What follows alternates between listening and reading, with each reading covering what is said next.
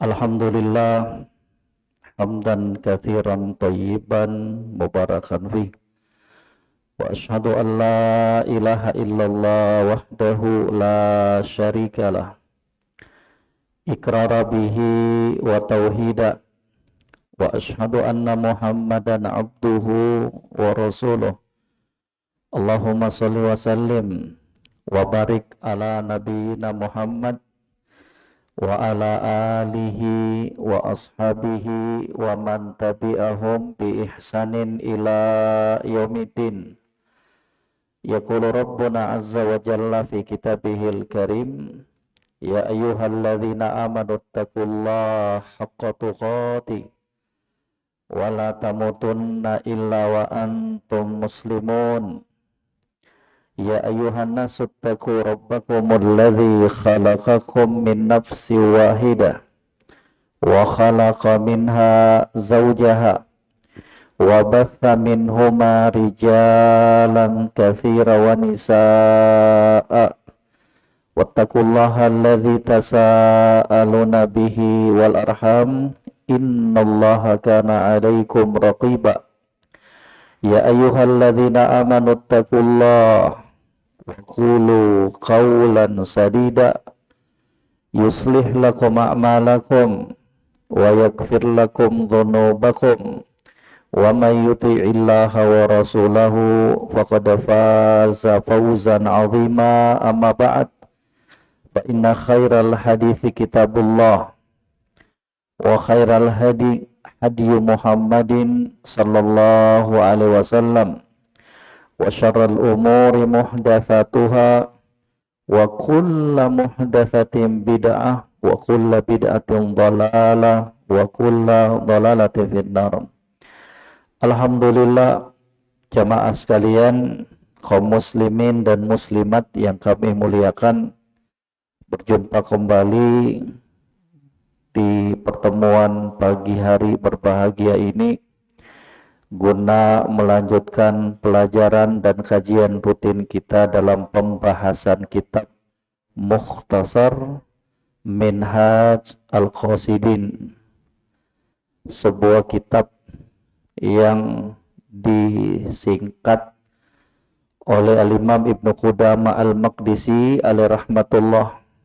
Dan semoga jamaah sekalian, apa yang kita lakukan di pagi hari berbahagia ini juga sebagai bentuk rasa syukur kita terhadap beragam nikmat yang Allah Subhanahu wa taala anugerahkan kepada kita. Al-Imam Al-Qurtubi alaihi rahmatullah menukilkan ucapan para ulama terdahulu ketika mereka ditanya tentang bagaimana sih cara seorang hamba itu bersyukur terhadap nikmat Allah. Gimana sih cara memposisikan diri yang tepat terhadap nikmat-nikmat pemberian Allah. Kata mereka, kata para ulama, alla tataqawwa bini'amihi ala ma'asihi. Cara bersyukur terhadap nikmat Allah, jangan kamu pakai nikmat tersebut untuk bermaksiat kepadanya. Itulah cara bersyukurnya kita terhadap nikmat Allah. Jangan pakai nikmat tersebut untuk bermaksiat kepada Allah.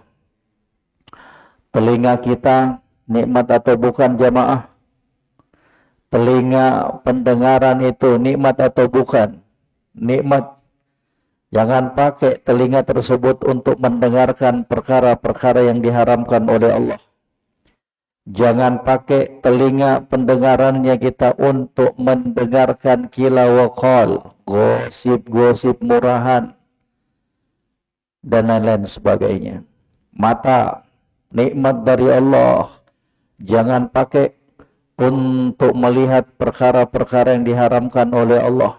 Kesehatan, nikmat dari Allah, jangan pakai nikmat kesehatan tersebut untuk bermaksiat kepadanya. Kaki, nikmat Allah, jangan kita langkahkan ke tempat-tempat yang dimurkai oleh Allah Subhanahu wa ta'ala. Alhamdulillah kita berjumpa di majelis ini jamaah sekalian. Selain berharap keutamaan yang besar dari Allah, selain berharap pahala di sisi Allah, ya paling tidak duduknya kita dalam majelis ilmu itu telah menjadikan kenikmatan yang Allah berikan berupa kesehatan, panca indera untuk sementara alhamdulillah terjaga dari kemaksiatan. Coba kalau kita berada di luar sana, kan gak menutup kemungkinan matanya kita kembali berulah bermaksiat kepada Allah. Telingahnya kita, kesehatan kakinya kita. Alhamdulillah, semoga apa yang kita lakukan ini jamaah sekalian, kita jadikan sebagai wujud rasa syukurnya kita kepada Allah atas kenikmatannya, dan semoga dengan itu Allah langgengkan nikmat-nikmatnya untuk kita. Semoga dengan cara bersyukur demikian itu Allah akan tambahkan nikmat tersebut untuk kita. La in syakartum la azidannakum. Kalau kalian pandai bersyukur terhadap nikmatku, aku akan tambahkan nikmat tersebut untuk kalian. Wala in kafartum, tapi kalau kalian kufur, salah menggunakan nikmat-nikmatku, inna azabi lasyadid, sesungguhnya siksaanku sangatlah pedih. Semoga salawat dan salam senantiasa tercurah kepada junjungan kita Nabi Muhammad sallallahu alaihi wasallam, kepada keluarga, para sahabat, dan orang-orang yang mengikuti jejak beliau hingga akhir zaman kelak. Jamaah yang kami muliakan, kita akan lanjutkan pembahasan kitab Mukhtasar Minhaj Al-Qasidin yang sebelumnya di pertemuan yang lalu kita telah masuk tentang adab-adab yang berkaitan dengan hari dan sholat Jumat. Sekarang kita akan masuk ke pembahasan yang berikutnya insya Allah, dan hanya kepada Allah kita memohon kemudahan taufik dalam pembahasan kita di pagi hari ini. Kata beliau, faslun fi dzikrin nawafil, pembahasan tentang solat sunnah. Solat sunnah. Kenapa sih ada solat sunnah? Kenapa sih ada puasa sunnah? Kenapa sih ada sedekah sunnah? Ya, ada sedekah wajib namanya zakat. Ada sedekah sunnah namanya infak sedekah. Ada puasa wajib, puasa Ramadan, puasa nazar. Ya, ada puasa sunnah, Senin Kamis, puasa Daud, ya. Ada juga sholat wajib, sholat 5 waktu, ada juga sholat sunnah. Kenapa Allah Subhanahu wa ta'ala membarengkan dan menjadikan selain ibadah-ibadah yang wajib tersebut, Allah jadikan untuk kita ibadah yang bersifat sunnah? Di antara rahasianya adalah dengan ibadah-ibadah yang sunnah tersebut akan menutupi kekurangan dalam ibadah-ibadah wajibnya kita. Itu salah satu rahasianya, salah satu manfaatnya ibadah sunnah itu. Sholat wajib 5 waktu. Kan ketika melaksanakan sholat wajib jamaah sekalian, kita nggak bisa sempurna, betul nggak? Ada yang sempurna sholat 5 waktunya dari sejak takbiratul ihram sampai dia salam. Ada yang bisa jamin dia sempurna? Nggak ada. Allahu Akbar, Allahu Akbar. Sudah ingat bininya, Allahu Akbar. Sudah ingat, ya Allah, tagihan listrik belum dibayar, Allahu Akbar. Sudah ingat ini dan itu. Maka dengan adanya sholat-sholat sunnah tersebut, paling tidak akan menambal kekurangan, celah yang ada pada sholat wajibnya kita. Banyak lagi manfaatnya yang akan kita sebutkan insyaallah ta'ala. Kemudian kata beliau, i'lam annama ada al-faraid minas sholah. Ketahuilah. Kata beliau, ketahuilah, itu kata-kata i'lam jamaah dalam bahasa Arab itu menunjukkan bahwa pembaca, pengarang kitab, orang yang berbicara inginnya kita konsentrasi. Itu gunanya kata i'lam itu dalam bahasa Arab. I'lam, ketahuilah. Artinya apa? Pasang pendengarannya kita. I'lam rahimakallah annahu yajibu alaihi ta'allum arba'ati masail. Ya. Fa'lam dalam Al-Quran. Fa'lam annahu la ilaha illallah. Ketahuilah kata Allah, gak ada sesembahan yang berhak untuk disembah kecuali Allah. Jadi kata-kata i'lam yang diinginkan oleh pengarang itu, pengucap itu, untuk lawan bicaranya itu betul-betul konsentrasi bahwa apa yang dia akan sebutkan itu merupakan perkara yang penting. I'lam annama adal faraid minas sholah salah satu aqsamin. Ketahuilah, selain sholat wajib, di sana ada sholat-sholat sunnah yang terbagi 3. Sunanun, sunnah-sunnahnya, wa mustahabbatun, mustahab, wa tatawwu'atun, tatawwu'. Akan disebutkan nanti perbedaannya. Apa itu sunnah, apa itu mustahab, apa itu tatawwu'. Salat sunnah, salat yang mustahab, salat yang tatawwu' akan disebutkan. Kemudian kata beliau, wa na'ni bis sunnah, yang kami inginkan dengan sunnah. Kan terbagi 3 jamaah. Katanya selain sholat wajib, sholat itu terbagi berapa? 3.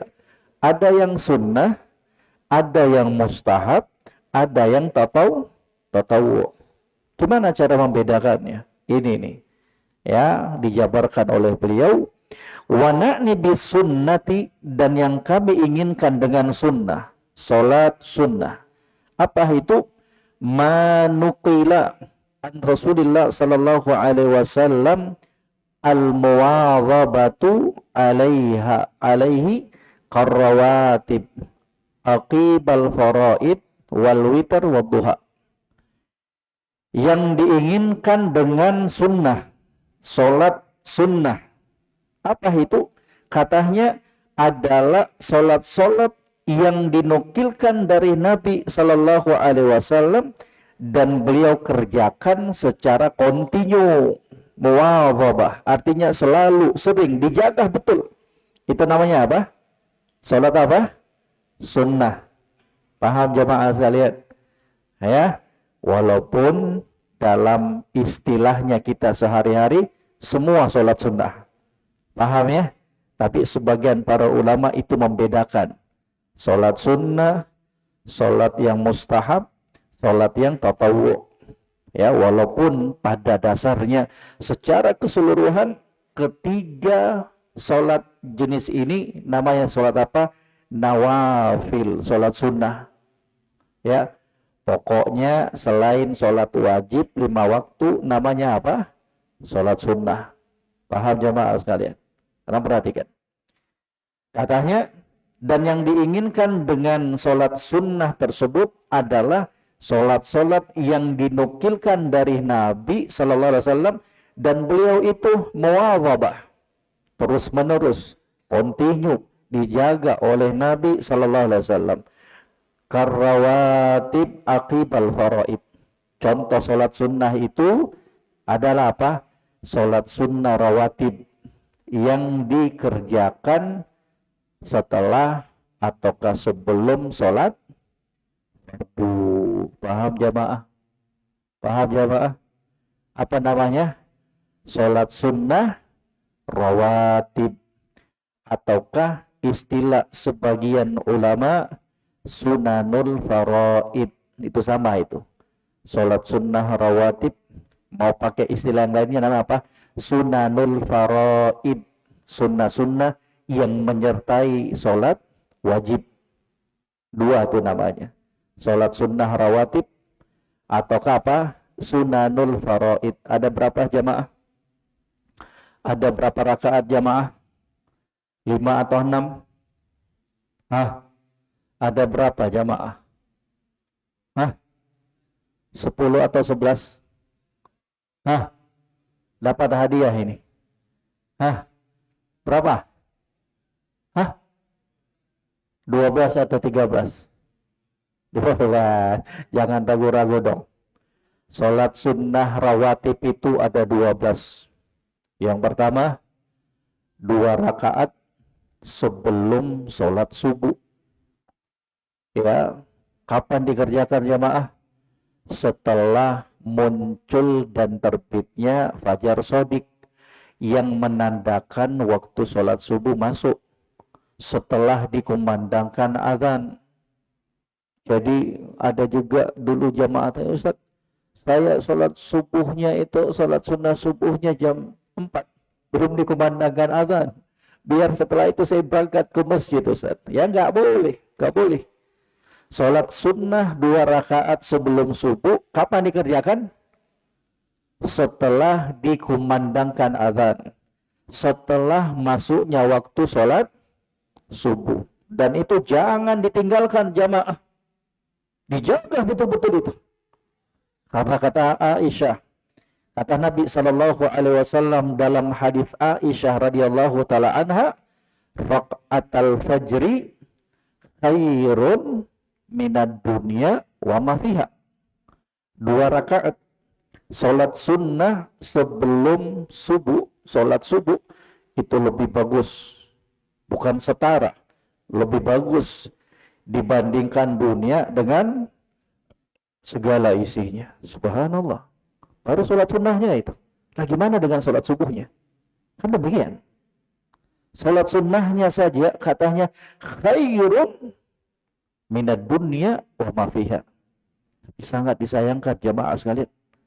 Bersamaan dengan ilmu dan pengetahuan kita tentang keutamaan sholat sunnah sebelum subuh ini, masih saja di antara kita terkadang meremehkannya, terkadang meninggalkannya. La ilaha illallah. Padahal jamaah, kalau ditanya, kalau diberikan tawaran, barang siapa yang tidak meninggalkan sholat sunnah 2 rakaat sebelum subuh, akan diberikan 1 juta rupiah. Dari jam 3 subuh kita udah di sini jemaah. Iya jemaah. Belum dikumandangkan ada, sudah nongol kita di masjid. Kenapa? 1 juta. 1 juta. Tapi ketika Nabi SAW menginformasikan bahwa 2 rakaat sholat subuh itu lebih bagus dibandingkan dunia dengan segala, kok bisa-bisanya kita tinggalkan? Kok bisa-bisanya kita sepelekan? Yang paling miris lagi, maaf. Sudah telat bangunnya kesiangan malah ketawa ketiwi. Para ulama dulu jamaah sekalian, kalau mereka telat bangun sholat subuh kesiangan, telat, nggak ikut jamaah, nangis mereka. Nangis mereka. Itu menandakan apa? Kesuburan iman yang ada pada mereka. Gak mau mereka terluputkan dari kebaikan. Nangis mereka. Sedih mereka. Kalau kita paling banter ketawa ketiwi jamaah sekalian. La ilaha illallah. Itulah kita. Kembali kita berbenah. Di kesempatan ini, selain menjaga sholat 5 waktunya kita yang telah diwajibkan oleh Allah, tolong kita berbenah dengan sholat sunnahnya kita. Di antaranya apa? Sholat sunnah apa? Rawatib ini. 2 rakaat sebelum subuh. Tolong dijaga. Ini sholat sunnah rawatib yang paling dijaga oleh Nabi dalam keadaan safar maupun mukim. Nabi itu terkadang jamaah kalau sedang safar, sholat-sholat rawatib lainnya ditinggalkan. Nabi nggak kerjakan, kecuali apa? Ini nih. Ini sholat sunnah 2 rakaat sebelum subuh adalah sholat sunnah yang paling ditekankan. Nabi nggak pernah tinggalkan. Baik dalam keadaan safar maupun dalam keadaan apa? Mukim. Itu menunjukkan akan keagungan dari sholat sunnah 2 rakaat sebelum subuh ini. Jadi diingatkan semuanya kepada kaum muslimin dan muslimat, para hadirin semuanya, mari kita jaga ini. Kalau kita qadarullah telat, Ustaz, saya datang ke masjid, hadiri sholat subuh berjamaah, qadarullah, maksud hati niatnya ingin sholat sunnah dulu 2 rakaat, qadarullah, ternyata imamnya sudah sholat. Bukan berarti ketika kita tidak mendapatkan sholat sunnah 2 rakaat itu berarti kita sia-siakan. Enggak, ada caranya. Gimana?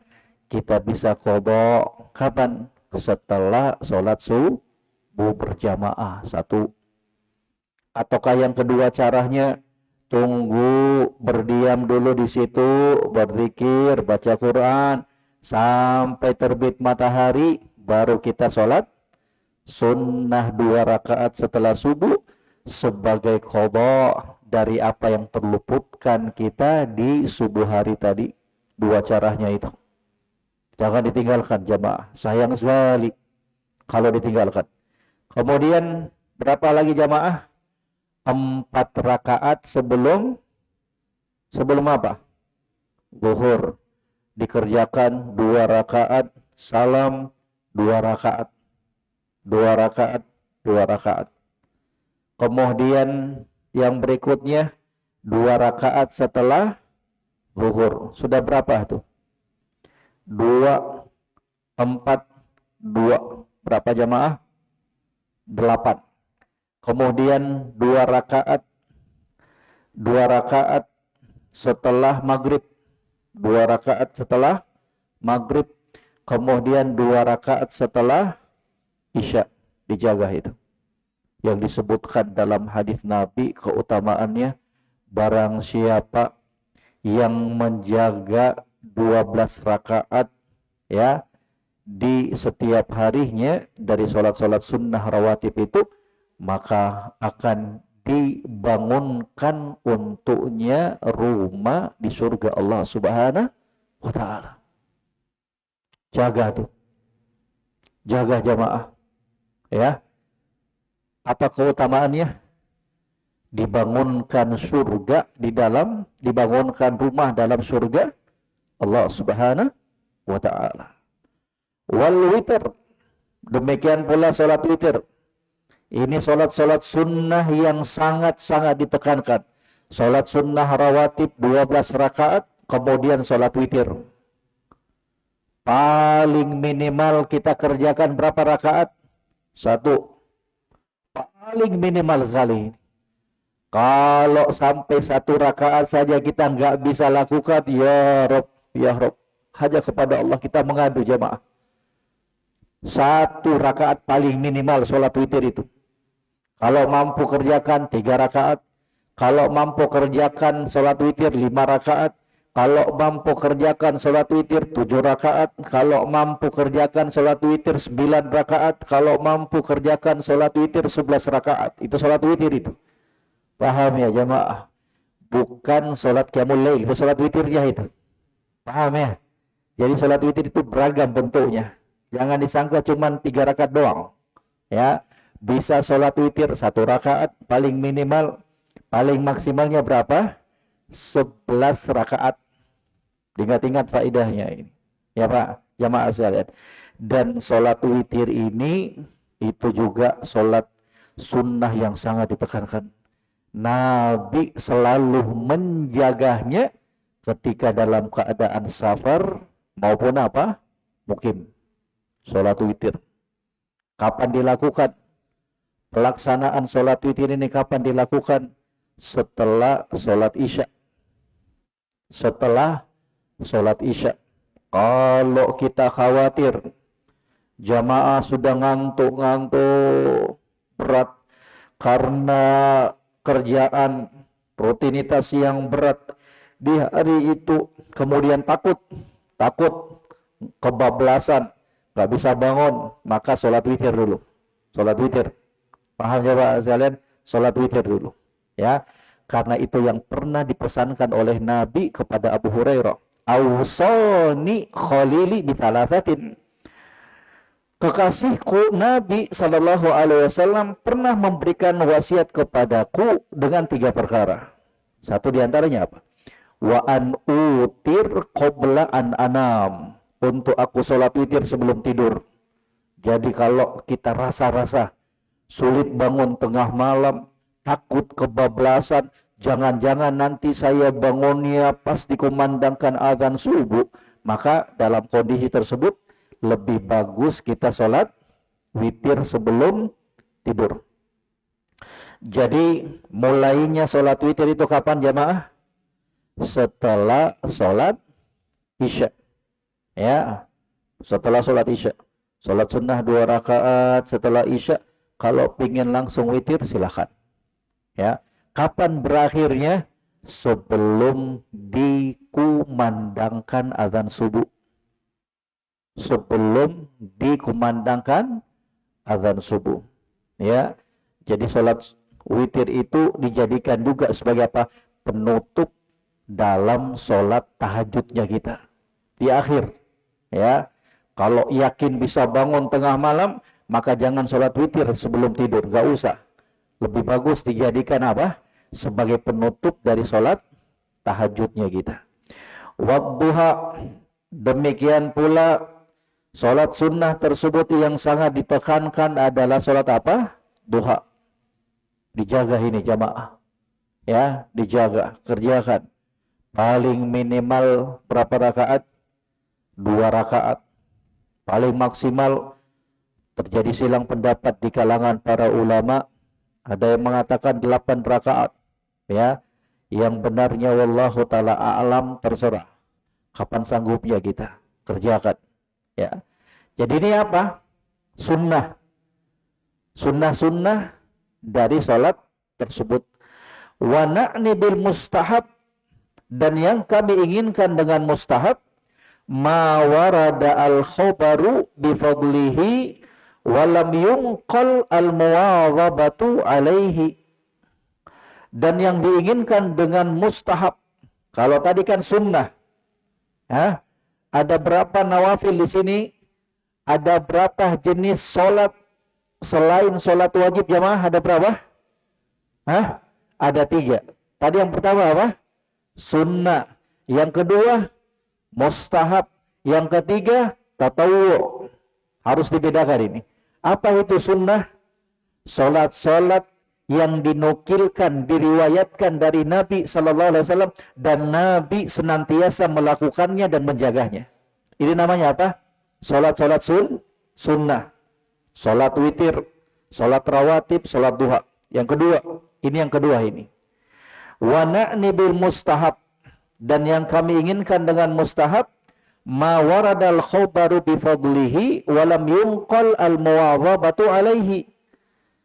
Sholat-sholat sunnah yang datang pengkhobarannya, ya, sekaligus informasi tentang keutamaannya, akan tetapi tidak dinukilkan dan diriwayatkan dari Nabi bahwa Nabi sering melakukannya. Nabi menjaganya. Artinya apa? Sholat yang mustahab ini sesekali dilakukan oleh Nabi Sallallahu Alaihi Wasallam. Beda dengan jenis yang pertama tadi. Kalau jenis yang pertama tadi apa? Muwadhabah, rutin dilakukan oleh Nabi Sallallahu Alaihi Wasallam. Nabi nggak pernah tinggalkan. Kalau jenis yang kedua mustahab ini ada dalilnya, ada khobarnya ada, tapi dinukilkan dari bahwa beliau nggak sering melakukannya. Kasolati inda dukhulil manzil wal khuruj minhu. Seperti katanya, ya, sholat ketika masuk ke dalam rumah dan keluar dari rumah.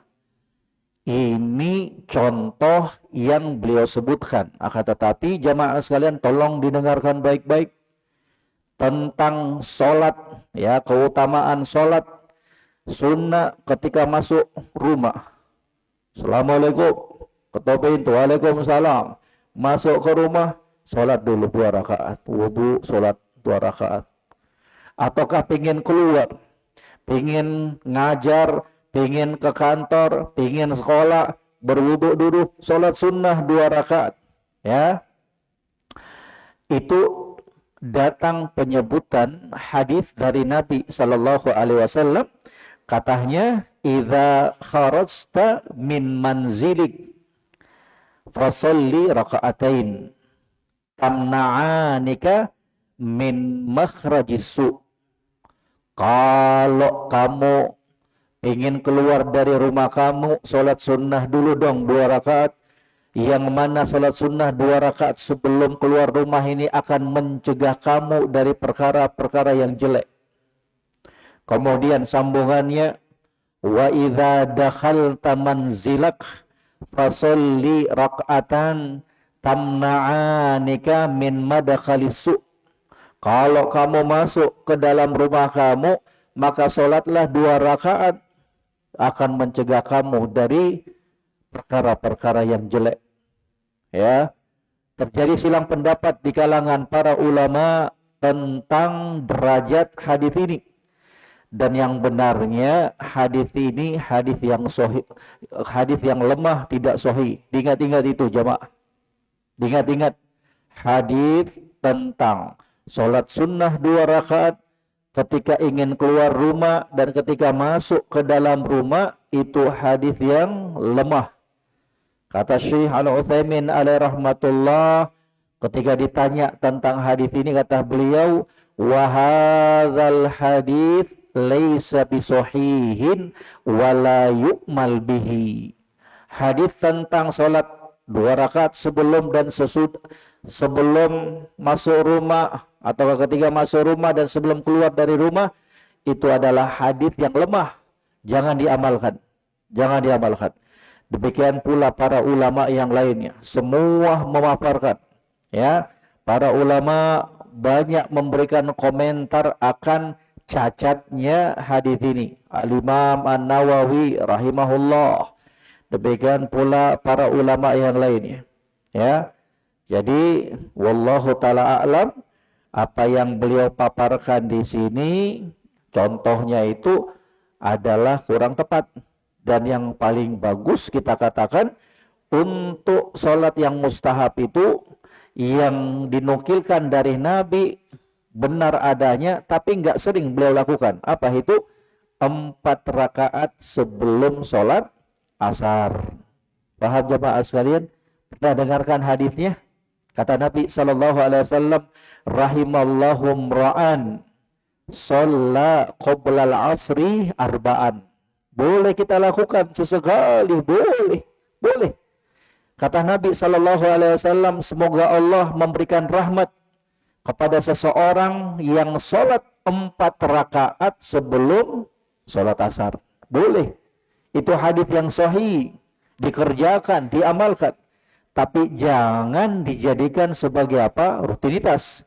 Jangan menjadikan seakan-akan 4 rakaat sebelum asar itu sebagai sunnah rawatib. Paham jemaah sekalian? Paham ya? Artinya sesekali boleh kita lakukan. Boleh kita lakukan. Itu sholat-sholat sunnah yang hukumnya apa? Mustahab. Kemudian kata beliau, wa na'ni bitatawu'an, dan yang kami inginkan dengan tatawu'at, ma wara'a dzalik mimma lam yarid bihi khabarun lakinnal abdu yatatawwa' bi fi'lihi. Yang diinginkan dengan salat tatawwu' adalah selain itu yang disebutkan sunnah dengan mustahab, yang tidak ada khabar yang datang dari Nabi, akan tetapi boleh bagi seorang hamba untuk bertatawwu' dengan melakukannya. Apa itu contohnya? Salat sunnah mutlak. Paham jamaah sekalian? Paham jamaah sekalian? Sholat sunnah mutlak.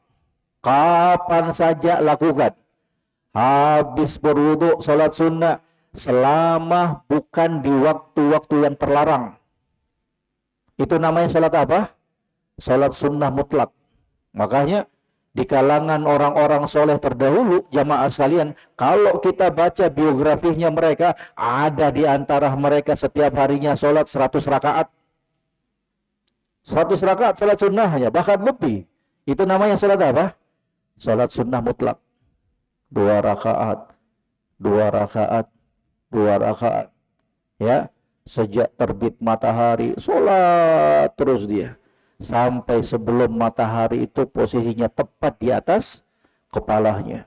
Setelah sholat zuhur, sholat sunnah 2 rakaat, rawatib zuhur, pergi makan dulu, kemudian dia berwudu lagi, sholat lagi dia, sampai dikumandangkan azan asar, boleh sah.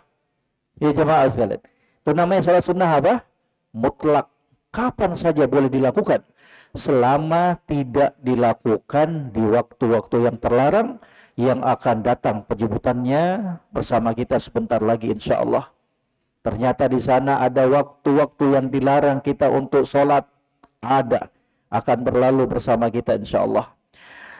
Wa'lam, kemudian kata beliau, ketahuilah, anna afdala tatawu'atil badan as-sholah. Ketahuilah, sesungguhnya sebagus-bagus, seutama-utama, ya,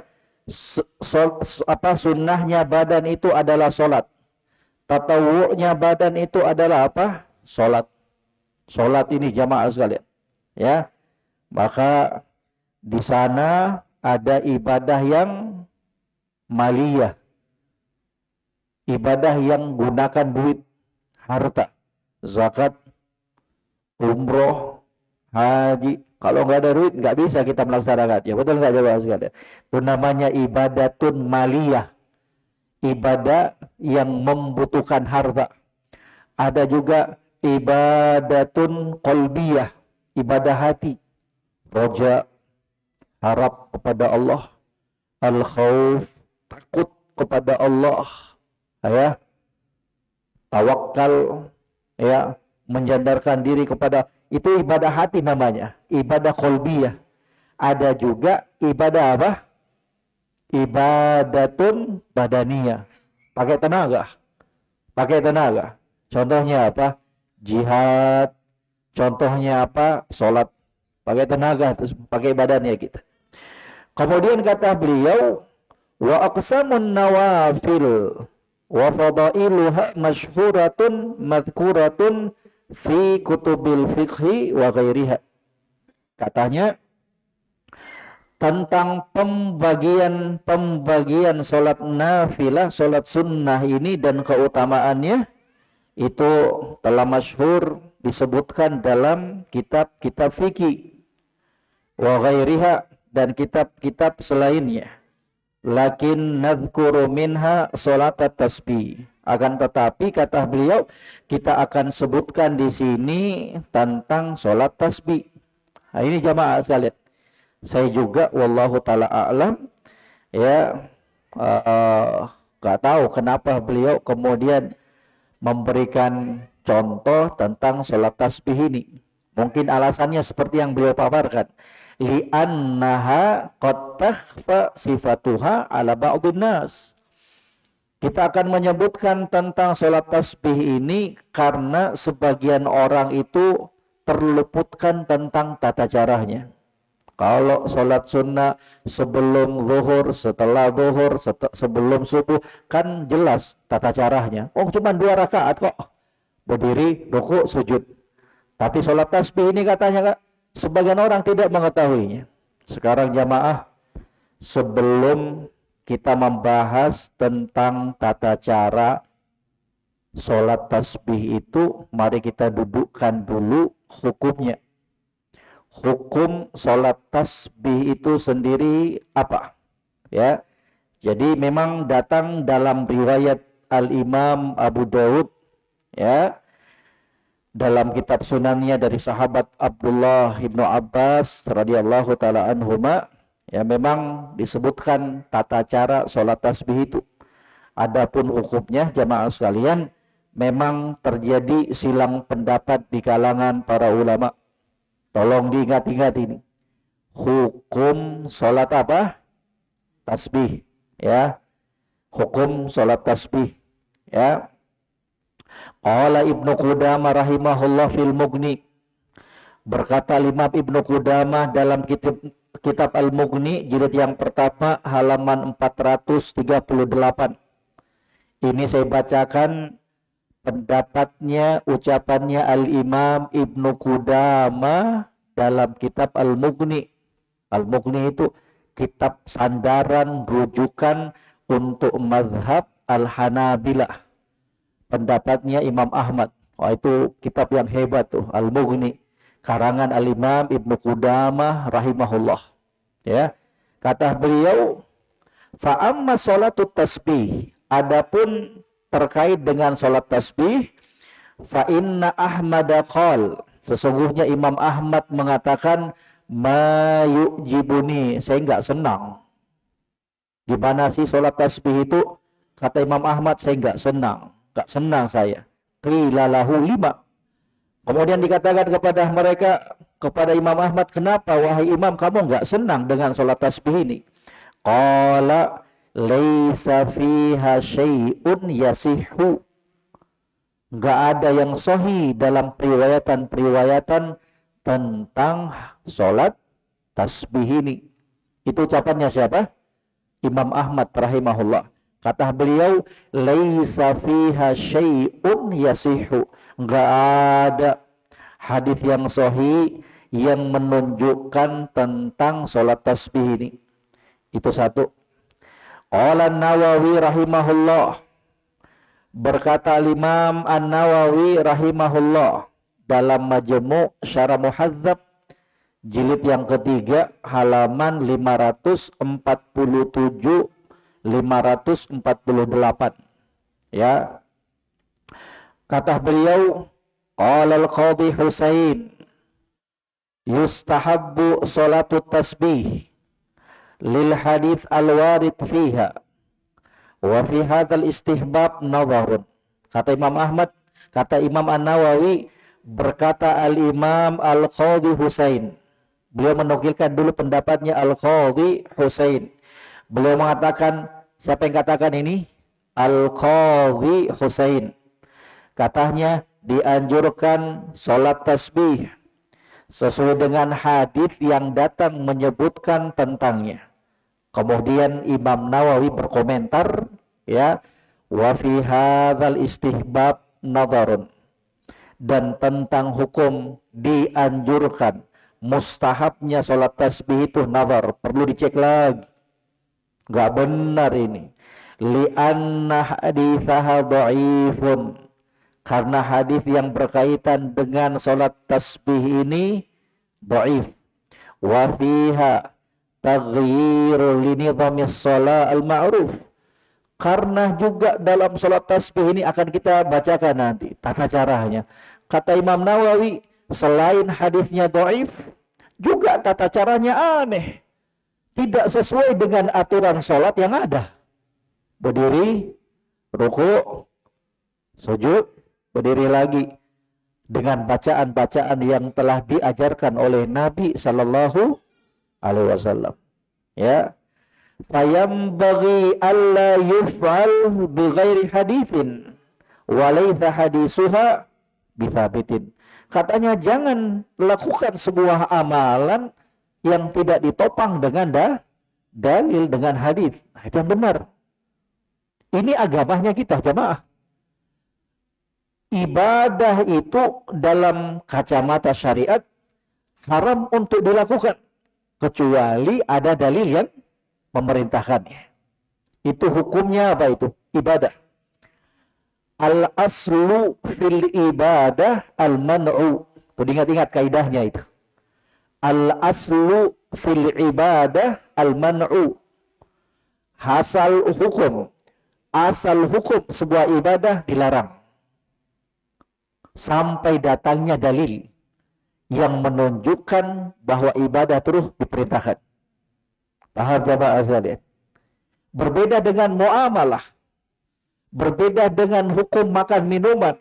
Hukum asalnya apa? Halal. Hukum asal makan minuman itu apa?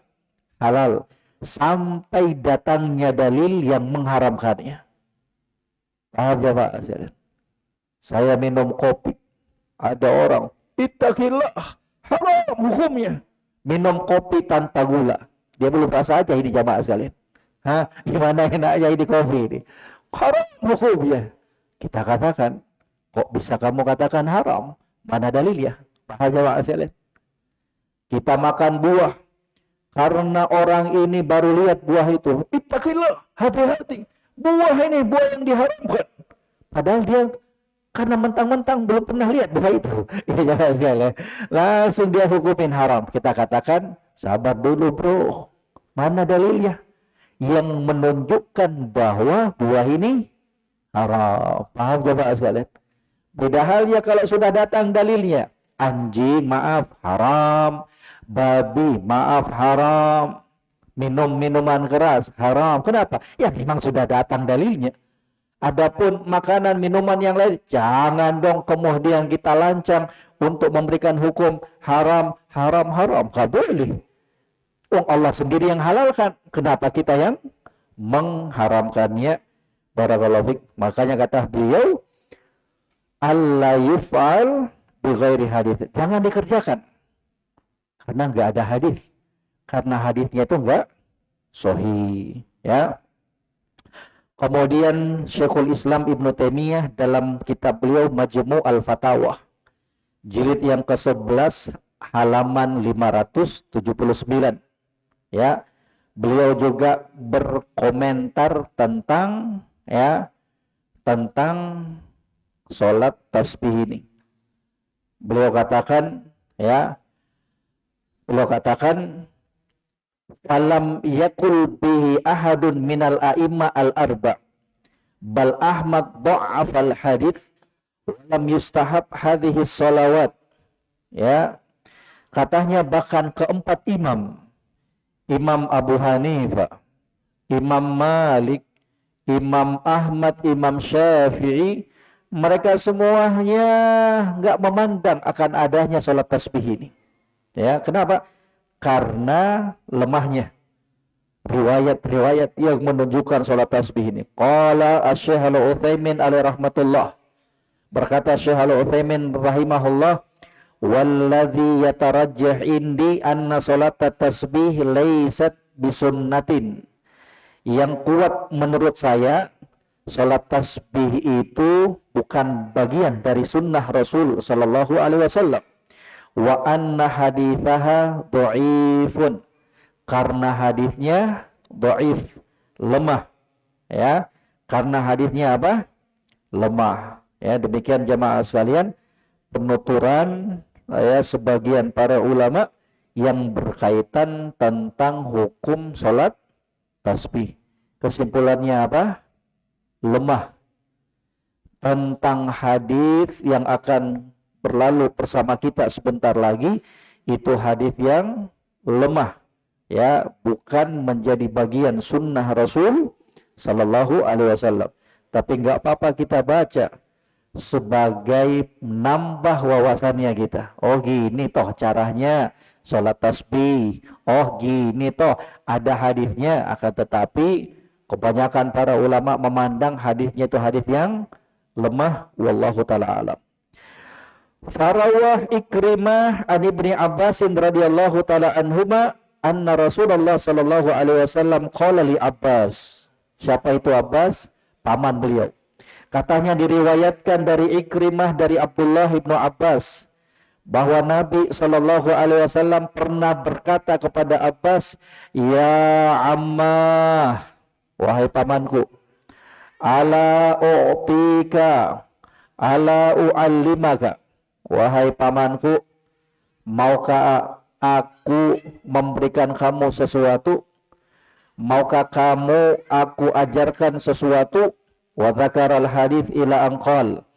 Kemudian disebutkan hadis sampai kepada ucapan Nabi Sallallahu Alaihi Wasallam. Ini tata caranya ini, sholat tasbih. Tusolli arba'a raka'atin.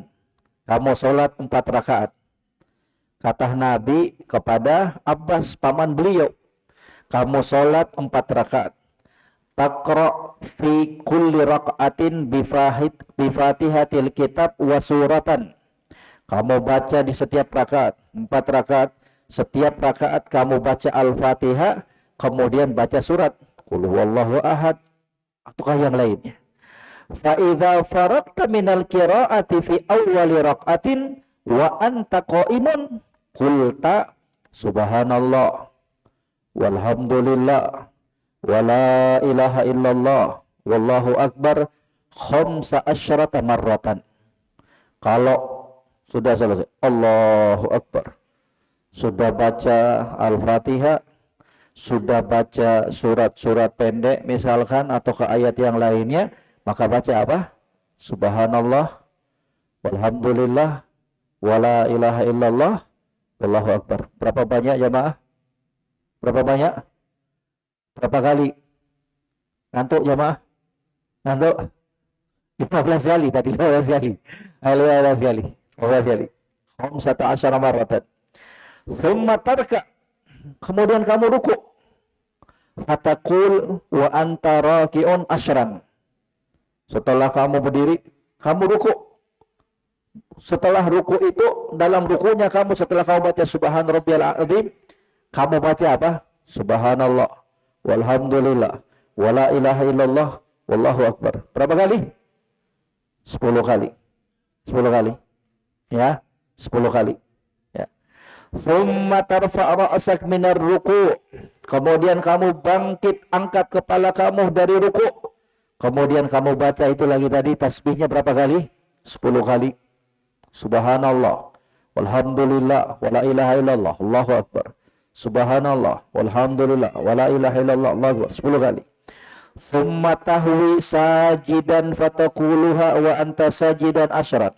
Kemudian kamu merunduk untuk sujud. Dalam sujud kamu itu pun kamu baca 10 kali. Subhanallah walhamdulillah wala ilaha illallah Allahu akbar. Berapa kali? 10 kali. 15 tambah 10 tambah 10 tambah 10. Dah berapa itu jamaah? Hah? 15 tambah 30, ya kan? 30 kan? 10 10 10. Thumma tarfa' ra'sak minas sujud wa taquluha asyran. Kemudian kamu angkat kepala kamu dari sujud, kamu baca lagi 10 kali. Thumma tasjudu fataquluha asyran. Kemudian kamu sujud, baca lagi 10 kali. Thumma tarfa' ra'sak minas sujud. Kemudian kamu angkat kepala kamu dari sujud, kamu katakan 10 kali. Qabla an taqum, sebelum kamu berdiri. Jadi berapa itu jamaah? Hah? Berapa itu? Hah? Hah? 65 atau 75? Yang jawab 65 pasti ngantuk dia. Kalau jawab 75 berarti tadi dia berarti 75 jawab, 75. 15, 10, 10, 10, 10, 10. Oh ya 75. Fadzalika khamsun wa sab'un. Kata Nabi, kesemua itu 75 kali. Itu apa? 1 rakaat. 1 rakaat. Ya. Taf'alu dzalika fi 4 raka'atin in istata'ta an tusalliyaha fi kulli yaumin marratan faf'al. Katanya 75 tasbih itu subhanallah walhamdulillah wala ilaha illallah dalam 1 rakaat 75 kali. Kata Nabi sallallahu alaihi wasallam, kamu lakukan itu semuanya di 4 rakaat itu. 4 rakaat. Kamu ulangi sama tadi. Apa yang kamu lakukan di rakaat yang pertama, lakukan pula di rakaat kedua, ketiga, keempat. Kemudian kata Nabi, ini istata'ta, kalau kamu mampu, kalau kamu sanggup wahai pamanku, antusolliyaha fi kulli yaumin marratan faf'al. Kalau kamu sanggup untuk sholat tasbih ya dalam sehari sekali, lakukan. tawaran Nabi Sallallahu Alaihi Wasallam. Itu cirinya, itu ibadah itu hukumnya sunnah demikian jamaah sekalian. Diserahkan kepada kemampuan. Kalau kamu mau, itu tandanya apa? Itu enggak wajib. Ya, katanya fa illam taf'al. Kalau kamu enggak sanggup lakukan tiap hari sholat tasbih itu, fa fi kulli jum'atin marratan. Enggak apa-apa deh. Pokoknya dalam sepekan kamu lakukan sholat tasbih itu. Kalau nggak mampu sehari sekali, minimal berapa? Sepekan sekali, kata Nabi. Wa illam tafal. Kalau kamu nggak sanggup lakukan setiap pekan sekali, fa fi kulli syahrin marratan. Cukup sebulan sekali. Fa illam tafal, fa fi kulli sanatin marratan. Kalau kamu nggak sanggup sebulan sekali, ya setahun sekali. Fa illam taf'al fa fi umrika marratan. Kalau kamu nggak sanggup setahun sekali, ya paling minimal sekali lah dalam hidup kamu, kata Nabi Sallallahu Alaihi Wasallam. Akan tetapi tadi kita katakan hadisnya ini apa jamaah? Dhaif. Untuk kita yang mungkin malas sholat sunnah, oh gembira sekali. Alhamdulillah Ustaz, kalau itu hadisnya lemah. Oh, sholat rawatib aja kita tinggalkan jamaah. La ilaha illallah. Apalagi bahwa sholat yang demikian ini, apa ini jamaah? Betul gak ya sekalian? Mungkin sebagian kita, alhamdulillah hadisnya dhaif, lemah. Boro-boro mau lakukan sholat tasbih. Sholat rawatibnya kita amburadul jamaah sekalian. Betul nggak? Betul atau benar nggak jamaah? La ilaha illallah. Hanya kepada Allah kita mengadu keadaannya kita. Doa agar Allah memberikan semangat lagi kepada kita untuk beribadah kepada-Nya.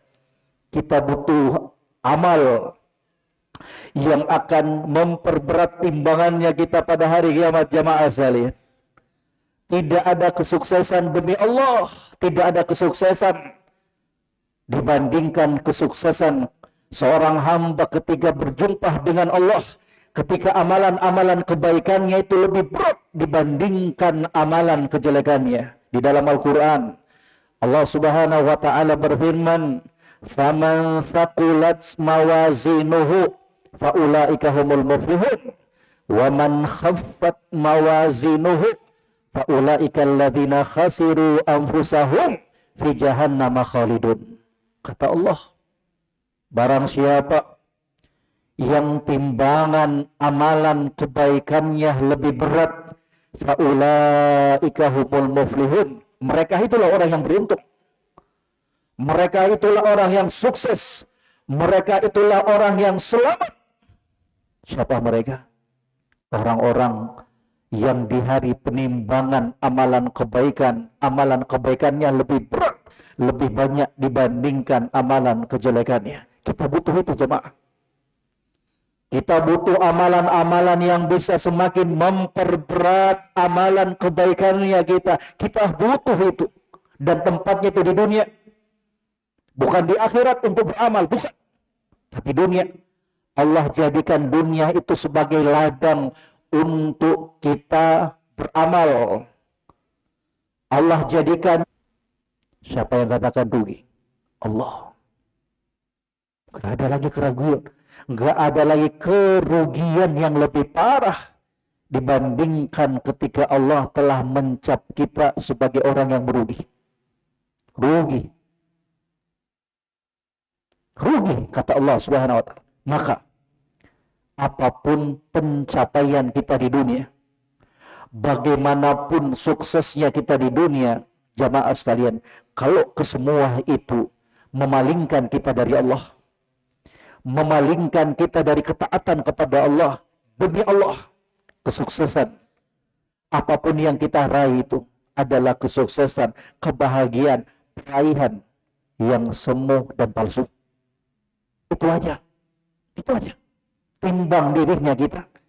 Apakah semua pencapaian, kesuksesan, keberhasilan yang selama ini kita raih sudah menjadi wasilah yang semakin mendekatkan kita dengan Allah?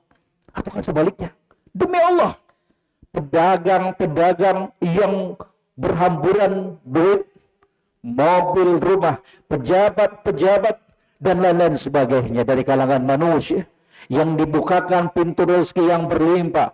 Kalau semua itu semakin membuat dia lalai dari Allah.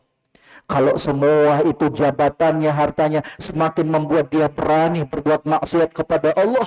Mentang-mentang ada duit main perempuan, mentang-mentang ada duit berjudi dan lain sebagainya, malas ibadah. Demi Allah, apa yang mereka miliki itu adalah kesuksesan, keberhasilan yang semu dan palsu. Walaupun manusia menjulukinya, mencap dia sebagai orang yang paling sukses dan bahagia. Demi Allah, kesuksesan itu apa? Kesuksesan yang hakiki itu apa? Kesuksesan ketika kita selamat dari neraka Allah dan bisa masuk ke dalam surga Allah Subhanahu. Itulah kesuksesan yang hakiki. Itulah keberhasilan yang hakiki. Maka hati-hati jamaah, jatah hidupnya kita sebentar doang di dunia ini. Kita perlu persiapan demi persiapan. Kita perlu untuk bermujahadah lagi, lebih lagi. Walladzina jahadu fina lanahdiyannahum subulana.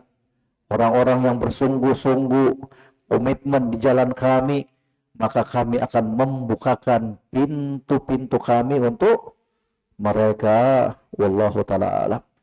Jadi kesimpulan, hukum sholat tasbih apa? Dhaif, lemah. Ustaz, saya mau kerjakan, silakan. Karena itu ranah perselisihan di kalangan. Ya, kita yang ketika bangkit dari rukunya dia bersedekap. Ada temannya kita ketika tasyahud dia goyang-goyangkan jarinya. Jangan, dan kemudian ditangkap jarinya. Jangan kemudian ketika dia bersedekap, wah ini ahlul bidah ini. Gak boleh jemaah, gak boleh. Ada ranah-ranah yang memang kita harus belakang dada. Ya, ada juga perkara-perkara yang kita itu tidak boleh tawar-menawar. Di antaranya apa? Permasalahan akidah. Gak boleh tawar-menawar itu. Karena itu perkara yang sudah ditetapkan dengan kesepakatan para ulama. Wallahu ta'ala. Ada yang mau ditanyakan jamaah? Ada yang mau ditanyakan? Emak-emak, ibu-ibu, para ummahat muslimat, bapak-bapak, ada yang mau ditanyakan seputar pembahasan kita sebelum masuk? Ya, silakan. Silakan, tafadhol.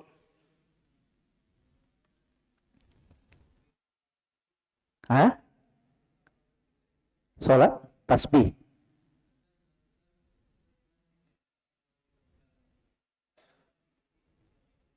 Ya? Salat tasbih.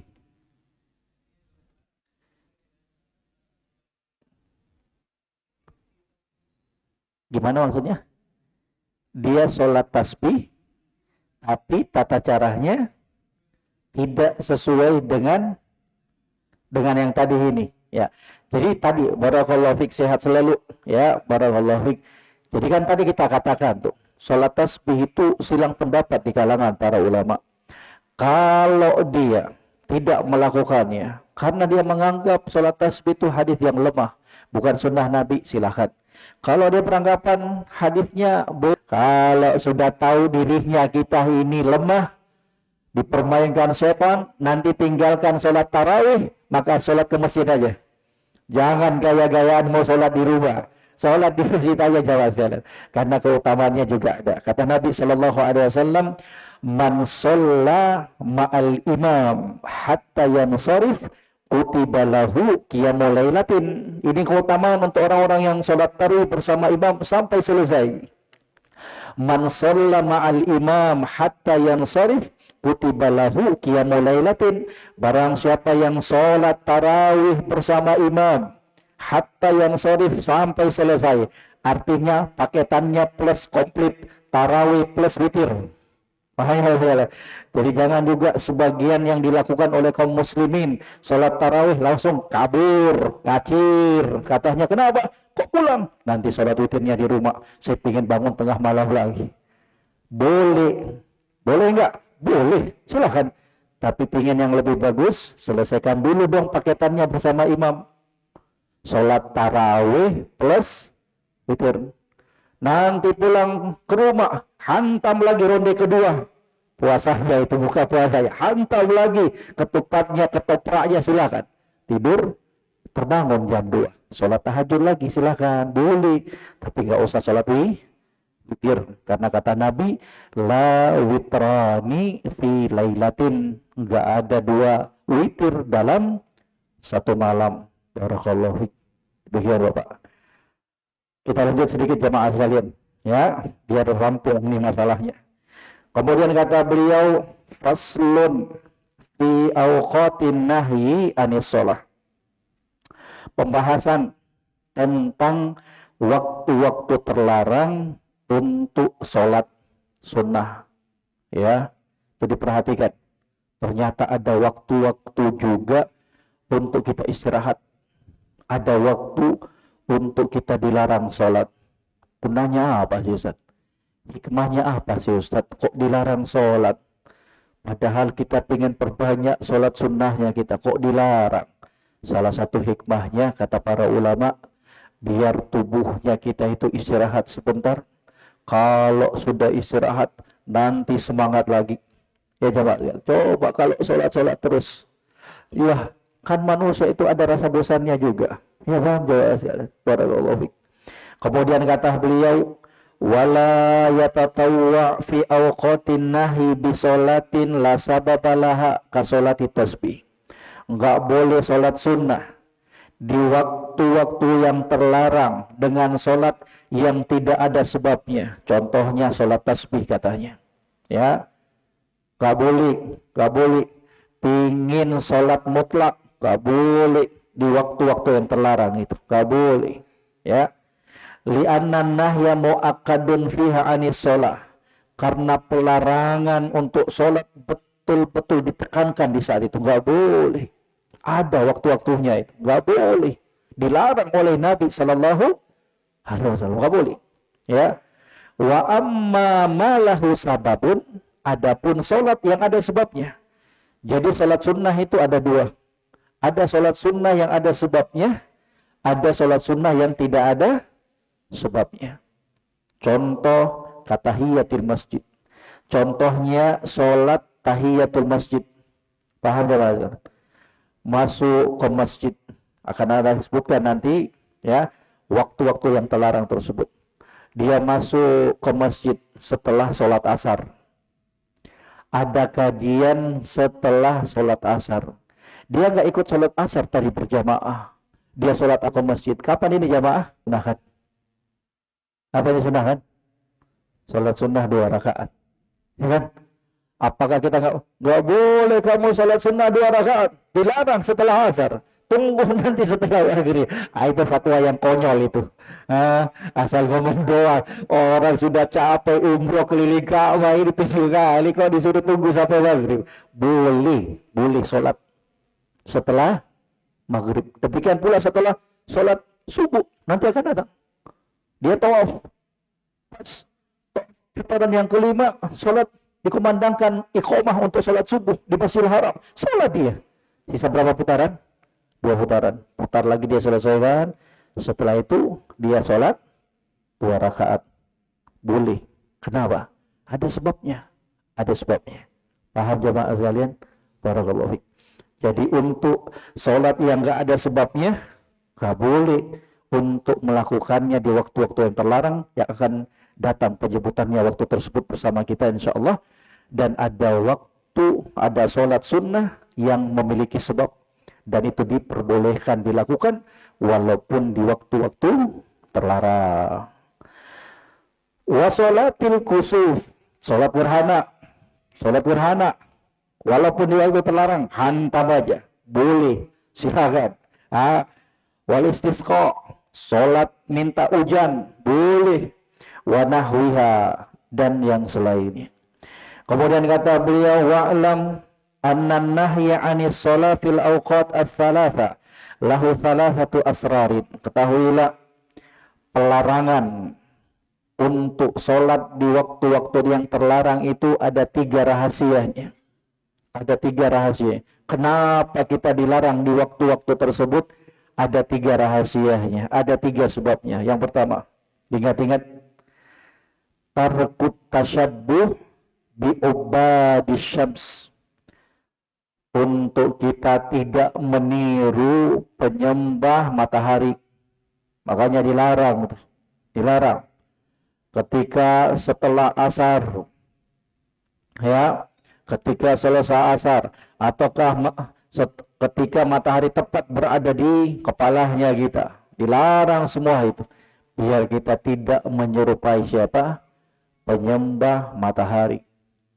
Jadi ada penyembah matahari, jangan orang matahari, kambing aja ada yang nyembah jamaah. Nah, jangan matahari, kambing apa, sapi aja dijadikan sembahan. La ilaha illallah. Ya nasallallahu alaihi wasallam. Asani, yang kedua, at-tahdzir minas sujud li qarni syaitan. Ini rahasianya. Kenapa kita dilarang sholat di waktu-waktu tersebut? Yang pertama, biar kita nggak menyerupai penyembah matahari. Yang kedua, untuk memperingatkan kita jangan sampai kita terjatuh sujud kepada tanduk syaitan. Fa inna syams tatla'u wa ma'aha qarnu syaitan. Karena matahari itu muncul terbit diiringi dengan tanduk syaitan. Fa idza irtafa'at faraqaha. Kalau sudah muncul tinggi, maka tanduk syaitan sudah hilang. Fa idza stawat qaranaha. Kalau matahari tersebut tepat berada di atas kepalanya kita lagi, maka dia akan menyertai tanduk syaitan tersebut. Fa idza zalatis syams faraqaha. Kalau sudah tergelincir, maka akan berpisah lagi tanduk syaitan tersebut. Fa idza tabayyafat lil ghurub qaranaha. Kalau sudah hampir terbenam, sebelum masuknya sholat maghrib, ada waktu yang terlarang itu, sebentar lagi dia tenggelam, itu juga waktu yang terlarang, itu nggak boleh sampai betul-betul sampai betul-betul tenggelam matahari. Itu semua waktu-waktu yang terlarang. Rahasia yang ketiga,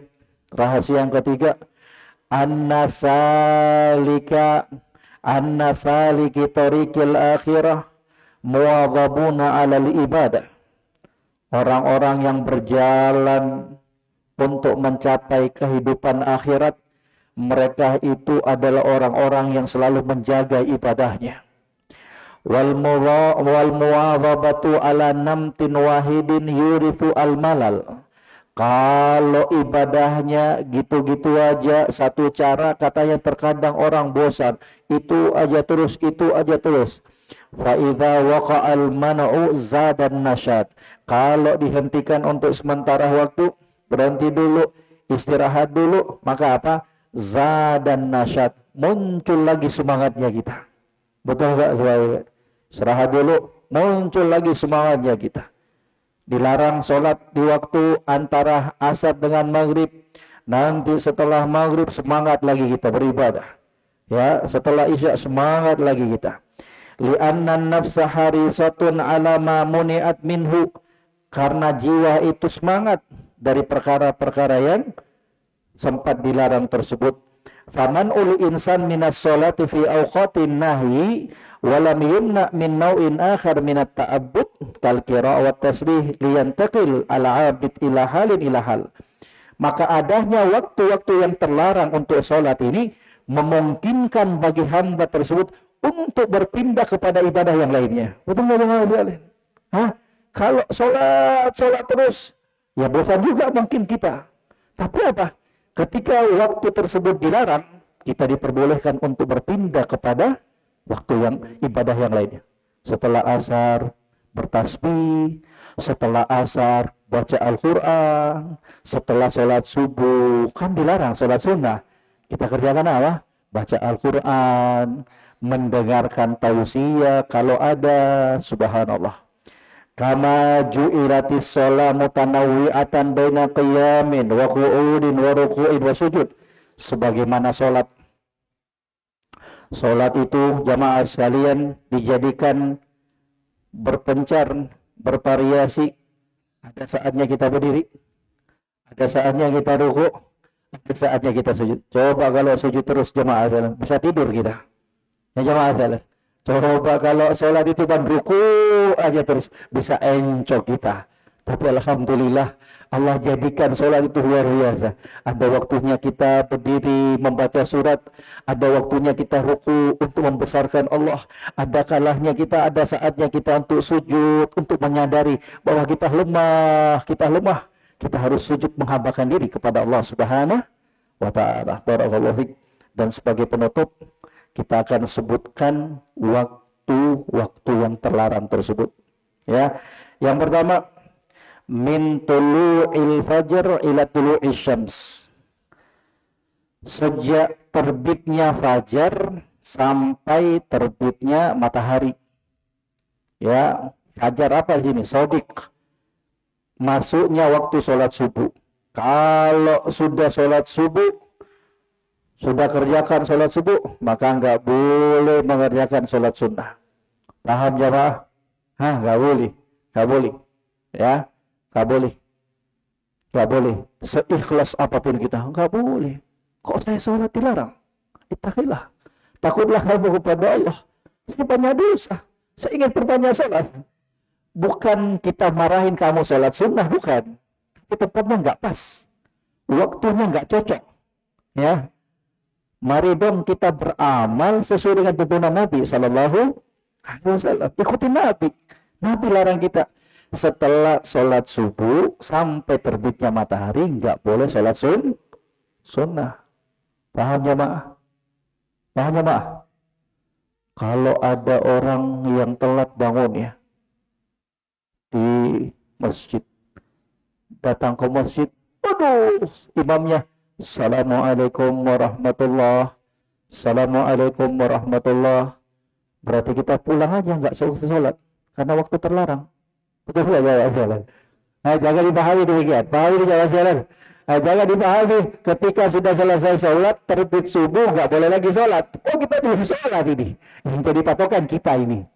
Kalau kitanya sudah sholat subuh, maka nggak boleh lagi sholat setelahnya, kecuali yang tadi kita sebutkan, kita telat mengerjakan sholat sunnah 2 rakaat, boleh kita kerjakan. Karena itu pernah disebutkan dalam hadis Nabi Sallallahu Alaihi Wasallam, diberikan 2 pilihan. Yang kedua, min tulu'is syams ila irtifaiha qadra rumhin. Ketika matahari nongol, jangan langsung sholat, nggak boleh. Ketika matahari sholat, jangan langsung sholat sunnah, sholat duha, sholat syuruk, nggak boleh. Tapi tunggu apa? Dirtifaiha qadr rumah. Tunggu sampai, kalau para ulama sebutkan itu rubu sa'ah, 15 menit setelah terbitnya matahari. Itu baru sholat tuh. Mau sholat syuruk kek, mau sholat duha kek, mau sholat mutlak kek, silakan. Jadi jangan langsung terbit matahari langsung sholat, enggak. Tapi diperkirakan 15 menit setelahnya baru. Ustaz, gimana kita di masjid enggak lihat mataharinya? Kata Syekh Al-Utsaimin, ingin tahu kapan kita bisa sholat setelah sholat subuh, kapan bisa kita sholat sunnah setelah sholat subuh, pakai aja. Kalau nggak memungkinkan lihat langsung mataharinya, pakai standar jam. Kurang lebih 1 jam 30 menit. Pakai aja standar itu. Lihat waktu subuh berapa menit, jam berapa sekarang? Jam 4 30 menit. Jam 4 30 menit, tambah aja 1 jam 30 menit. Jam berapa itu? Jam 6, udah bisa sholat.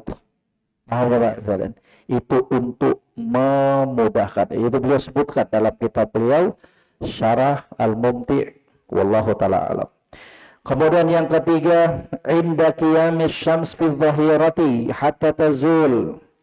Katanya ketika matahari tepat di atas kepalanya kita, itu juga nggak diperbolehkan sampai dia apa? Apa ini bahasa Indonesia? Apa namanya? Di atas kepalanya sampai dia nyerong sedikit. Ya. Kemudian yang berikutnya min sholatil asr ila ghurubis syams. Sejak setelah sholat asar sampai tenggelamnya matahari. Yang kelima, ketika ketika matahari mau tenggelam sampai betul-betul tenggelam. Nggak boleh baru setengah tenggelam langsung kita sholat maghrib, nggak boleh. Sampai betul-betul dipastikan apa? Tenggelam secara sempurna. Wallahu ta'ala a'lam. Barakallahu fiik. Sampai sini dulu jamaah. Ibu-ibu, ada yang mau ditanyakan, ibu? Ibu-ibu, para ummahat, ada pertanyaan nggak?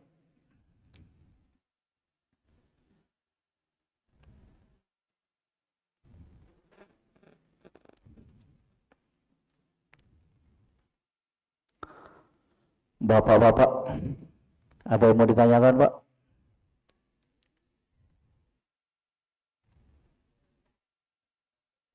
Oh ya, bapak-bapaknya udah nggak sabaran sholat sunnah ini. Jazakumullah khairan.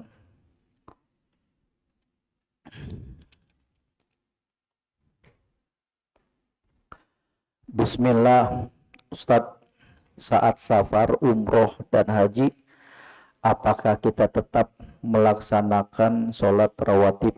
Barakallahu fiik. Ya, ini juga penting nih. Gimana tuh Ustadz kalau kita sholat dalam keadaan safar, umroh, ataukah haji? Apakah kita tinggalkan sholat rawatib tersebut? Jawabannya tinggal lihat kondisi. Kalau memungkinkan, kita merasa aman, tenang, lakukan. Kenapa sih Nabi Shallallahu Alaihi Wasallam tinggalkan sholat sunnah rawatib tersebut ketika beliau safar? Karena keadaannya, kata para ulama, enggak memungkinkan.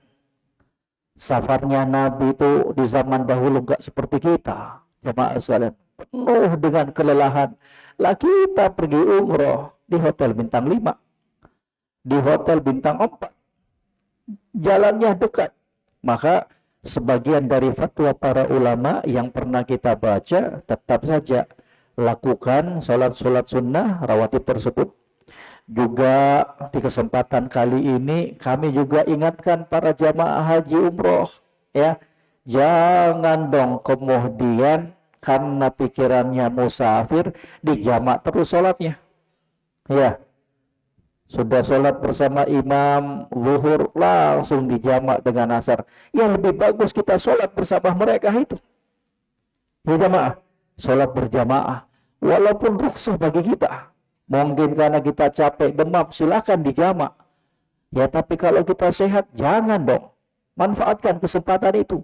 Bayangkan berlipat-lipat pahalanya ketika kita sholat di Masjidil Haram. Apalagi berjamaah bersama imam. Wallahu ta'ala alam. Jadi terkait pertanyaan ini, kalau umroh haji, kalau dia pikir enak keadaannya, laksanakan. Tapi kalau berat, ya nggak apa-apa, ditinggalkan. Yang penting dia jaga tadi sholat apa? 2 rakaat sebelum subuh. Wallahu ta'ala alam. Bismillah, Ustadz, rumah saya, ya rumah ibu berada depan masjid, tidak ada suami, cerai. Ya, semoga Allah memberikan ganti yang lebih bagus agamanya buat ibu. Barakallahu fiik. Rasanya ingin yang kuat menjalankan sholat subuh berjamaah di masjid. Bagaimana hukumnya Ustaz? Lebih afdal yang mana dengan kondisi tersebut? Barakallahu fiik. Yang paling bagus buat wanita itu sholat di rumahnya. Yang paling bagus wanita itu sholat di kamarnya. Semakin dia jauh dari manusia, semakin bagus. Ya, sholat berjamaah itu dikhususkan untuk laki-laki. Itu hukum asalnya. Yang paling bagus perempuan sholat di rumah. Tapi kalau ada perempuan ingin sholat di masjid, ingin mendapatkan keutamaan sholat berjamaah, boleh hukumnya. Selama dia keluar dengan memperhatikan auratnya, menutup auratnya. Selama dia keluar kalau nikah minta izin sama suaminya. Makanya Nabi pernah mengatakan, la tamna'u nisa Allah masajid Allah. Gak boleh kalian wahai para lelaki suami melarang istri-istri kalian ke masjid. Berikan mereka kesempatan. Bang, maaf, Abi, saya ingin ke masjid sholat berjamaah. Silakan. Kalau bisa bareng sama kita, jangan dilarang. Kalau dilarang, ya terserah suaminya, boleh. Cuman kalau ingin istri, silahkan, boleh hukumnya, nggak dilarang, nggak haram hukumnya. Cuman kalau berbicara tentang afdolnya, sholatnya di mana? Di rumah. Allah Subhanahu wa Ta'ala berfirman, wa qarna fi buyutikunna wala tabarrujna tabarrul jahiliyatil ula. Tetaplah kalian di rumah-rumah kalian wahai para wanita, ya, dan janganlah kalian bersolek dengan solekan seperti wanita orang-orang jahiliyah terdahulu. Wallahu taala alam. Pak Ustadz, ya Ibu, sholat witir sebaiknya dilaksanakan 3 rakaat sekaligus ataukah 1 rakaat, 2 rakaat, 1 rakaat? Ya, jawabannya boleh kedua-duanya, boleh kedua-duanya, ya. Boleh kedua-duanya, boleh langsung 3 rakaat, ya, 1 salam, ataukah 2 rakaat yang dahulu, kemudian 1 rakaat, boleh kedua-duanya, silakan pilih. Bolehkah uang sisa hasil usaha koperasi diberikan pada anak yatim? Jawabannya boleh. Ibu, tolong perhatikan ini semuanya. Ibu, kalau ada uang riba, boleh enggak saya sumbangkan untuk anak yatim? Boleh enggak saya berikan kepada orang yang tidak mampu? Boleh enggak saya berikan kepada teman saya yang terlilit utang? Jawabannya boleh. Coba diingat-ingat itu. Uang riba itu diharamkan untuk dirinya kita sendiri, untuk kita makan. Kalau uang riba itu kita pakai untuk kemaslahatan kaum muslimin, pembagusan jalan umum, pembangunan toilet, ya, pembangunan WC umum, diperbolehkan. Berikan kepada orang miskin, boleh, halal buat mereka, tidak untuk kita. Paham jemaah? Tapi nggak usah ngomong, Pak, maaf, ini uang haram ya, uang riba. Oh, jangan, silent aja dia ya, masukkan amplop, Pak, ini Pak ada buat bawa ini. Nanti deh, enak aja kalian, giliran duit haram riba, suruh makan gaji. Ya walaupun itu halal buat mereka, tapi kan nggak enak juga dong. Jaga perasaannya mereka, saya, Pak, ini Pak ada 1 juta kebetulan bunga dari rekening saya, Pak. Udah gak usah ngomong, kasihkan aja, halal buat mereka. Boleh bagi kita untuk memakannya. Kalau ada orang yang kasih kita, tanya. Gak usah tanya. Gak usah tanya. Itu bukan haknya kita itu. Itu termasuk takalluf. Maaf Pak. Maaf ukhti. Ini duit dari mana ya? Amit-amit deh kalau duit haram. Ya gak usah tanya. Halal buat kita itu, halal. Ya, gak boleh bersikap ekstrim dalam beragama. Masuk rumah makan, masakan Padang, Pak maaf, ini ayamnya disembelih pakai baca bismillah atau enggak ini? Marahlah pedagangnya. Udah, ibu keluar aja, cari di sana. Ya, gak usah, itu takalluf namanya dalam Islam. Tadi itu tercelah. Wallahu ta'ala alam. Sholat tahajud, alangkah apa ini? Apakah lebih bagus dilakukan sebelum tidur? Apakah setelah tidur? Jawabannya setelah tidur itu lebih bagus. Kalau kita yakin bisa bangun tengah malam, lakukan itu. Tapi kalau nggak sanggup, khawatir, boleh dilakukan sebelum kita tidur.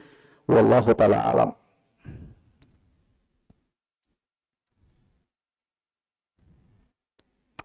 Ustadz, Assalamualaikum warahmatullahi wabarakatuh. Semoga Allah senantiasa melimpahkan keberkahan rahmat untuk Ustadz dan keluarga. Amin ya Rabb. Doa yang sama untuk sang penanya dan juga kepada para hadirin sekalian kaum muslimin dan muslimat. Izin bertanya, apakah adalah sholat sunnah yang dikerjakan di akhir-akhir bulan Rajab, sholat sunnah di malam nisfu Sya'ban? Jawabannya, semua amalan-amalan yang dikhususkan di bulan Rajab itu semuanya amalan-amalan yang dibangun di atas hadis yang dhaif, lemah. Dan itu disebutkan oleh Al-Imam Ibn Rajab Al-Hambali rahimahullah. Pokoknya seputar amalan-amalan di bulan Rajab itu nggak ada yang sahih. Paham jemaah sekalian? Termasuk di dalamnya malam nisfu Sya'ban, wallahu taala alam.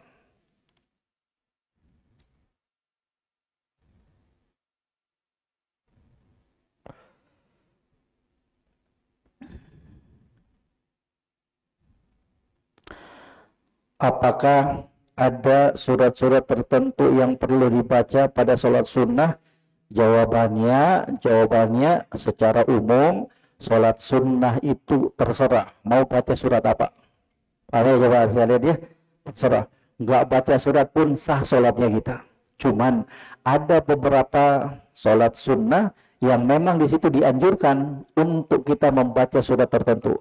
Setelah tawaf, sholat sunnah 2 rakaat, apa yang dianjurkan? Setelah baca Al-Fatihah, baca surat Qul ya ayyuhal kafirun. Yang kedua, di rakaat yang kedua baca surat Al-Fatihah, kemudian apa? Qul huwallahu ahad. Pada sholat witirnya kita pun demikian.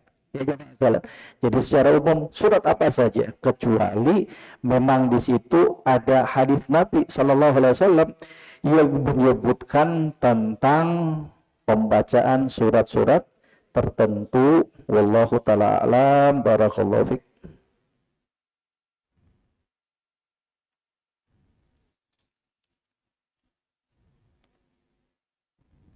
Ustadz, untuk sholat tarawih bagi wanita, mana yang lebih utama dilakukan berjamaah di masjid atau sholat sendiri di rumah? Gimana hukumnya?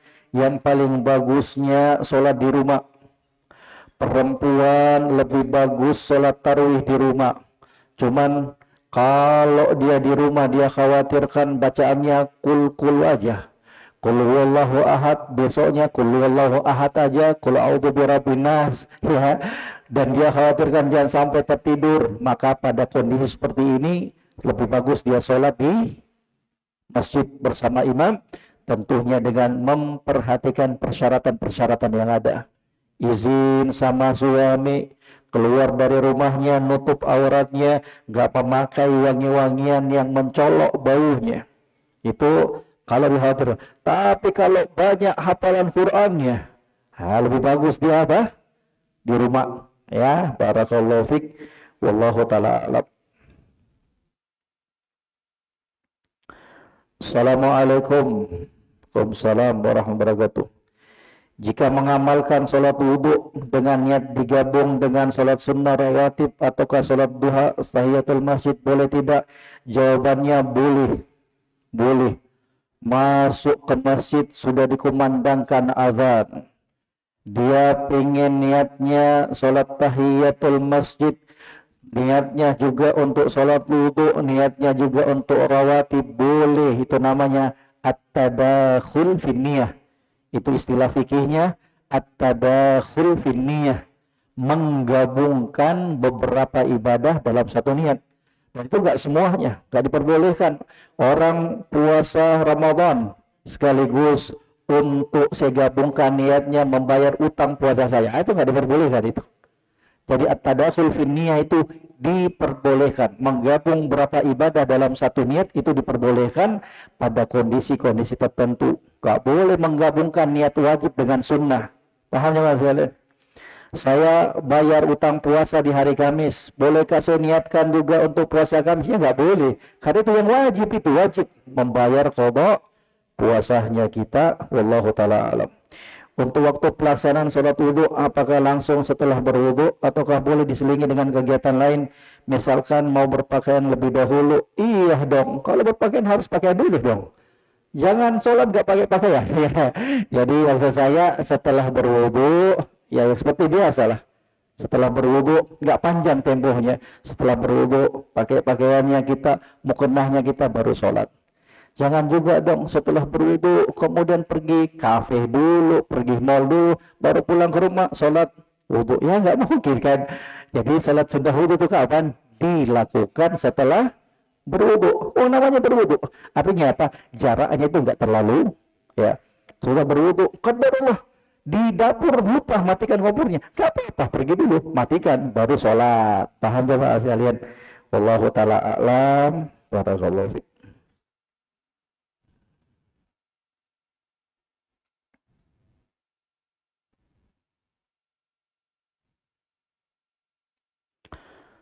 bolehkah memakai batik, baju batik yang ada gambar rumah ibadah agama lain? Kelenteng. Kelenteng itu apa? Hah, kalau ada simbol-simbol dari ibadah agama lain nggak diperbolehkan. Jangankan agama lain, jamaah sekalian, ya, sholat dengan menggunakan pakaian yang ada gambar-gambar di belakangnya yang bisa mengganggu konsentrasi jamaah yang lainnya, itu juga dianjurkan oleh para ulama untuk tidak kita pakai ketika sholat. Untuk laki-laki, pakai sholat baju kaos, gambar di depannya orang lagi senyum. Ketika orang sholat di belakangnya Allah, iya gitu. Kita menjadi sebab dia gak khusyuk dalam sholatnya. Jadi dihindari semua itu. Ya. Jadi untuk ini apalagi rumah ibadah lain gak boleh. Sah nggak sholatnya? Sah. Sah sholatnya. Kenapa? Karena yang dipersyaratkan dalam sholat itu menutup aurat. Dan itu sudah dilakukan. Adapun pembahasan ini dia terjatuh dalam hukum yang lainnya. Ya nggak boleh, nggak boleh. Sholat sunnah saya minimal apa ini? Sholat sunnah saya minimalis. Apakah ini hukuman berat sekali melakukan sholat sunnah, sholat witir, 1 rakaat, sholat 2 rakaat? Nas'alullah al-afiyata wa salamah. Sama kita semua jemaah. Kita selalu butuh pertolongan Allah. Doa, doa. Jangan sampai dosa-dosa kita yang menghalangi kita untuk beribadah kepada Allah. Jangan sampai banyaknya dosa-dosa kita yang membuat kita malas beribadah. Hati-hati itu. Bersihkan dirinya kita dari dosa. Bersihkan hatinya kita dengki, iri, sombong. Bersihkan. Biar kita lebih mulia, lebih ringan untuk beribadah kepada Allah. Pernah datang seorang lelaki ngadu kepada Al-Imam Al-Hasan Al-Basri. Wahai Imam, saya sudah cepat tidur. Saya sudah melakukan persiapan ini dan itu untuk bangun tengah malam. Kalau istilah kita, sudah pasang alarm di HP, sudah beli jam alarm, tapi kok nggak bangun? Sudah bunyi alarm jam 3, tinggal dipencet lagi, mati, lanjut lagi. Bangun lagi, bunyi lagi jam 4, dimatikan lagi. Akhirnya bangunnya apa? Pas dikumandangkan azan. Katanya, kenapa bisa ini wahai Ibu? Kata Imam Al-Hasan Al-Basri rahimahullah, jangan ya kamu terbelenggu dengan dosa-dosa kamu. Kata Imam Al-Hasan Al-Basri, ingin sholat di tengah malam, jangan kamu bermaksiat kepada Rabb kamu di siang hari. Itu aja. Ingin bangun di tengah malam terasa ringan, ingin bermunajat kepada Allah dalam qiyamul lailnya kita, jangan bermaksiat kepada Allah di pagi, siang, sore hari. Itu aja. Seraya terus berdoa, Allahumma a'inni ala zikrika wa syukrika wa husni ibadatik. Wahai Allah, tolong aku, bantu aku untuk selalu mengingat Engkau, untuk selalu beribadah kepada Engkau dengan sebaik-baik ibadah, untuk selalu bersyukur kepadamu. Demikian jemaah sekalian apa yang bisa kita paparkan. Semoga yang singkat ini bisa membawa kebaikan, pencerahan, pengingat untuk kita semuanya. Yang benar semata-mata dari Allah. Kalau ada yang kurang, keliru, itu semata-mata kekurangan sebagai manusia biasa dari saya. Wa akhiru da'wana anilhamdulillahi rabbil alamin. Subhanakallahumma bihamdik. Asyhadu an la ilaha illa anta astaghfiruka wa atubu ilaik. Wassalamualaikum warahmatullahi wabarakatuh. Wa jazakumullahu khairan. Barakallahu fikum.